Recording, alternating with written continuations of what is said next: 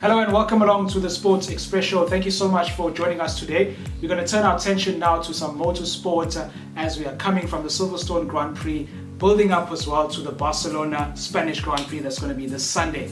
So, brother man, Max Verstappen upsetting the apple cart, ending Mercedes 4-race dominance. Yes, no, he did. I'm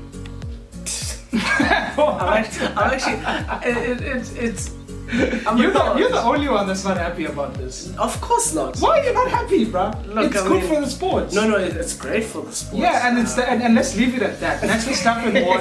It's great for the sports. We don't want to see Lewis Hamilton winning every week. No, we do.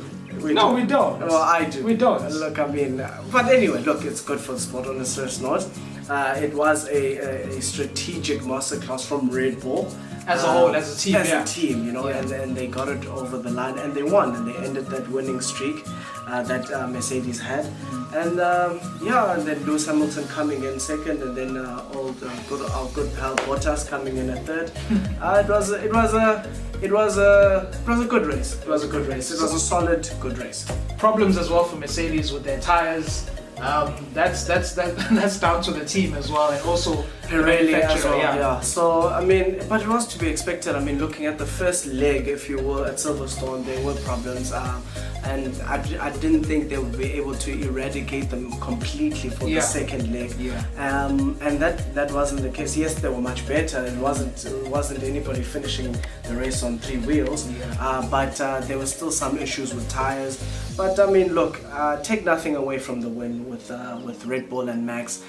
They won and they deserved it. Still a bump in the road though for Mercedes. Nothing too major for them to worry about. No, not at all. Look, Mercedes gets the most funding throughout the team, so money in that case will iron every problem that they have. So it's just something for us neutral spectators to be overjoyed by. But let's be honest, we're looking at the future 7-time F1 champion. Yeah. So it's standard. But let's talk about Max though, because I know you don't like talking about this because you don't want anyone to be pitted against Lewis Hamilton. Not at all. But Max, it's a fact. Max has a slower car. Yes. The Mercedes guys have better cars than Max. Definitely. But he seems to be the closest guy to the Mercedes guys. And let me just say to Lewis Hamilton. Yes. He just seems to be the closest guy.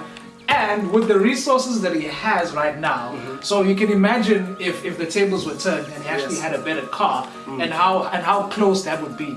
Look, okay, let me speak from an objective point of view. Yes, not a fanboy point of view. Shut up. From an objective point of view, the closest competitor to Lewis Hamilton by far is Max, right? Standard. And like you pointed out, he has limited resources as compared to Mercedes. Every team, in fact, has limited resources as compared to Mercedes. And like we were saying off air, I do feel that if Max was Lewis Hamilton's partner, that then there would be a real scrap, a real proper dogfight for the championship. And Lewis Hamilton did interestingly state that he doesn't like the way it is, in the fact that it's boring for him to an extent. He does love the dogfights. He does like fighting. Please. That's what he said. And I believe the guy. And I believe the guy. Please. And so, having said that, As if anyone wouldn't like winning all the time. Look, he'll still win in the dogfight, so it's just to prove his greatness. But getting back to the point, I think he does recognize that, look, the sport is suffering because of Mercedes and the fact that he is good and that not everybody else is on the same level. But going back to the original point, Max is definitely the strongest contender to Lewis Hamilton's crown. Definitely. No, he is.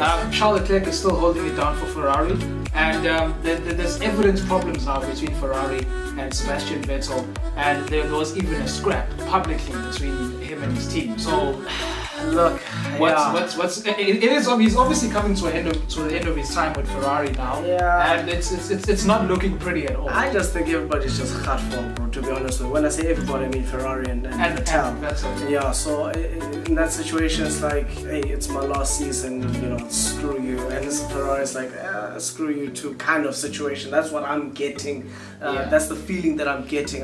Vettel is doing so many mistakes. but it's in his character as well. But now he's lashing out. He's usually the guy who would be frustrated on the team radio, but he would never fully blow out to try and shame the team. But now I get the feeling that he's just over it. I think both parties are just over it, and both parties have said Vele it's his last thing. So and they already have a flagship guy now, which is Leclerc. Yes, who's holding it down and doing really well. I mean, considering that the car is slower this year than it was last season, and for Leclerc to be doing the things that he's doing, I mean, big ups to the kid. And like I was saying to you off air, once Lewis Hamilton leaves, that is the moment where I feel that there'll be a real dogfight. It's going to be opened up. It's going to be opened up. It's going to be even playing field, and you will see multiple young champions. Yeah. So Spanish Grand Prix is coming up at Barcelona. Sergio Perez is going to be back after he recovered from COVID-19, so that's really good to see. His teammates actually held it down quite well for him. Everybody loves the Hulk. Hulkenberg, everybody loves the Hulk, and he's a very competent driver, so there was no doubt in him holding it down. But unfortunately for him, Perez is back, and good news that he is back and that he didn't succumb to this virus. And having said that, we'll see how he'll be able to manage driving, because I would assume that it would have an impact on him physically, and we'll just see how this Grand Prix goes this coming weekend. Alright, before we go, we're going to be chatting about MotoGP, because everyone in South Africa is really proud right now, because we have our first ever MotoGP winner, race winner, not the whole season. Brad Binder winning his first ever race in MotoGP, his first ever podium as well. So it's 1-1 in terms of podium and win, with only his third race in. I mean, he made history. So moving from number 44, Lewis Hamilton, moving to 33, Brad Binder. I mean, for his third race, he set history. He's the first South African to win a MotoGP race, and it's the first time for KTM to win a race. So, and he's been there with them since Moto3, and he's gone through with them all the way to the top. And I mean, it's a fairy tale situation for himself and us as a country. And us as a country love to celebrate when guys do well overseas. And it's just a great testament to the guy. I mean, when you look at his interviews, very humble, understands the sacrifices that his parents made for him to be in that position, and is not someone who's taking it for granted in any way, shape, or form. And he delivered, and I can only hope that he carries on, obviously, And like I said, he delivered. Like as you're saying, we obviously like to support our own here in South Africa, especially in a competition as big as the MotoGP. Exactly. And he's probably not going to win it anytime soon, because there's still the likes of Marc Marquez. And Quartararo this season is just he's flying off the charts. Yeah, he has something to prove, Quartararo. So, and of course Marquez is injured as well. Yeah, he's injured. So there's a little bit, there's light at the end of the tunnel for Brad Binder to make something out of nothing, and it's testament to the South African spirit, where we can make something out of nothing, and I feel that this is the case. I don't feel that this is his first and only podium for the season. Definitely not. I think there are many more, and I'm praying and hoping that there are many more, so that he can carry on flying that flag high overseas. He's quite a fearless guy as well. He's currently 5th on the standings, and it's 3 races in, so there's quite a long way to go. And I'm sure he's going to fancy his chances of being in the mix of the top 5 or so. I mean, this podium would have boosted his confidence that much more. So he will feel that, I do belong here, and I am a MotoGP racing driver. So having said that, I do feel that there are more podiums this season for him to be on. He definitely has bright future ahead, and many more times for the MotoGP to be playing our anthem when he's standing on the podium. And I mean, it's a great moment. My goodness, we've never had that. We've never ever had that. And I mean, in motorsports in general, because it's just like we've always had guys in obviously individual sports, like golf. Definitely.